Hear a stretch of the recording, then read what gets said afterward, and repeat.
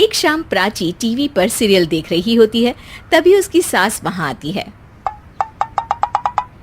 अरे सीरियल में तो ऐसे मग्न है जैसे आज रात का खाना पड़ोसी आकर बनाएंगे। मुझे पता ही नहीं था आपने अपने बेटे की शादी पड़ोस में भी की हुई है। हैं? मतलब? मतलब इस घर में सारा काम बहू ही करती है, आप तो सिर्फ खर्राटे मारती हैं। अच्छा जी, फिलहाल तो तुम आराम फरमा रही हो, चलो जाओ, ये मेरे टीवी देखने का समय है। आहा, इसीलिए मुझे भगाया जा रहा है। सॉरी, अब तो बिल्कुल नहीं जाऊंगी। प्राची की इस बात पर दोनों सास बहू के बीच टीवी रिमोट के पीछे बच्चों जैसे छीना झपटी शुरू हो जाती है, जिसके बीच श्लोक भी काम से घर वापस आ जाता है। हाँ, आज मेरी चूहे बिल्ली की जोड़ी किस बात पर झगड़ रही है? अरे तेरे बीवी मुझे टीवी ही नहीं देखने दे रही। अरे तुम्हारी मम्मी मुझे खाना बनाने के लिए फोर्स कर रही है। अरे वाह, ऐसे बेतुके रीजन पर तो बच्चे भी झगड़ा नहीं करते। अरे मुझे कुछ मत बोल, सब इसने ही शुरू किया है। हाँ हाँ, जैसे आप तो बहुत दूध की धूली है ना। अरे बस, दोनों चुप। प्राची जाओ, खाने की तैयारी करो।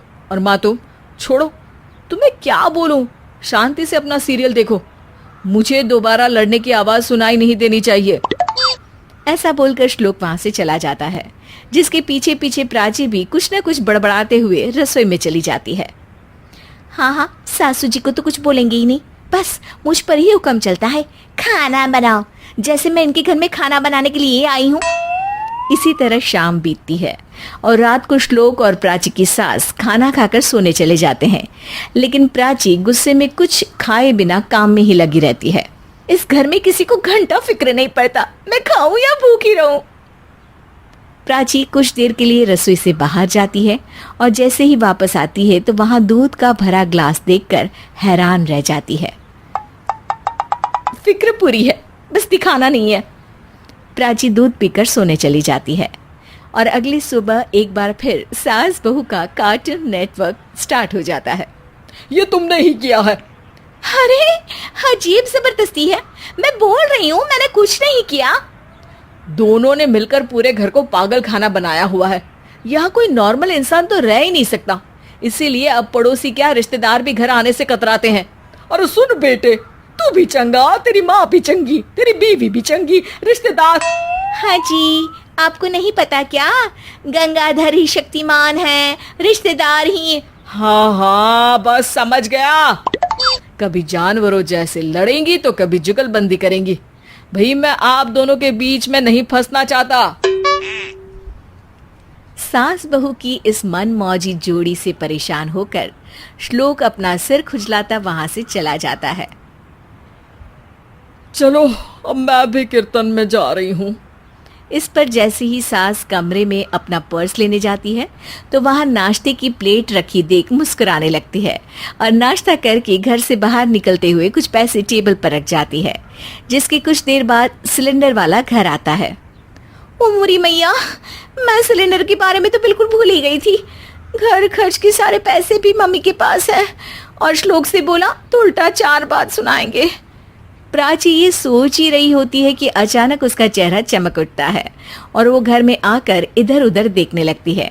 तभी उसकी नजर टेबल पर रखे पैसों पर पड़ती है, जिन्हें वो सिलेंडर वाले को दे देती है। ये सब श्लोक देख लेता है। अच्छा बेटे, इतना बड़ा घोटाला, सबके सामने मैं तेरी दुश्मन और पीठ पीछे तेरी मेरी यारी। इस पर श्लोक एक प्लान बनाता है और शाम को सब एक साथ बैठे होने पर बोलने लगता है। माँ, तुम दोनों की बहुत लड़ाई होती है, इसलिए मैं सोच रहा हूँ कि प्राची को उसके घर छोड़ाऊं, इससे वो भी खुश रहेगी और तुम भी।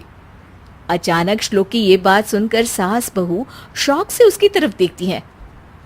अरे ऐसे कैसे घर छोड़ाओगे, मुझे कहीं नहीं जाना। अरे तुमने बोला नहीं पर मैंने सुन लिया, तुम्हें मम्मी के साथ रहना अच्छा नहीं लगता, मुझे पता है। अरे वाह, अरे जब बहू खुद कुछ काम बोले तो वो तुझे सुनता नहीं, और अब जो इसने बोला ही नहीं वो तू समझ गया। जब उसे नहीं जाना तो फिर जबरदस्ती क्यों कर रहा है? अच्छा, फिर आपको मौसी के घर छोड़ाता हूँ, बस अब आप दोनों एक घर में एक छत के नीचे नहीं रह सकती। मैं इस टॉम एंड जेरी की जोड़ी को और नहीं झेल सकता। है? ऐसे कैसे नहीं रह सकते? तुम्हें इतनी दिक्कत है तो तुम्हारा बोरिया बिस्तर पैक कर देती हूँ, लेकिन मम्मी जी कहीं नहीं जाएंगी। बिल्कुल यही सुनना था मुझे। अगर दोनों में इतना ही प्यार है फिर हर वक्त ये लड़ाई का नाटक क्यों करती हो? देखा मैंने कैसे माँ किचन में दूध रखती है और तुम उनके लिए कमरे में नाश्ता रखती हो, और कैसे वो पहले ही तुम्हारी दिक्कत समझकर घर में पैसे रखकर बाहर जाती है। अरे भाई, इतना ड्रामा तो डेली सोप में भी नहीं होता जितना तुम दोनों ने इस घर में फैलाया हुआ है। तू हमें टॉम एंड जेरी बोलता है ना, तो याद कर वो दोनों भी एक दूसरे को बाहर वालों की बुरी नजर से बचाने के लिए हमेशा सबके सामने लड़ते थे, लेकिन अकेले में दिक्कत के समय मदद भी तो करते थे। बस हमारा रिश्ता भी कुछ ऐसा ही है। और वैसे भी अगर सास बहू में तू मैं नहीं होती तो दुनिया वालों को कहानियां कैसे मिलेंगी?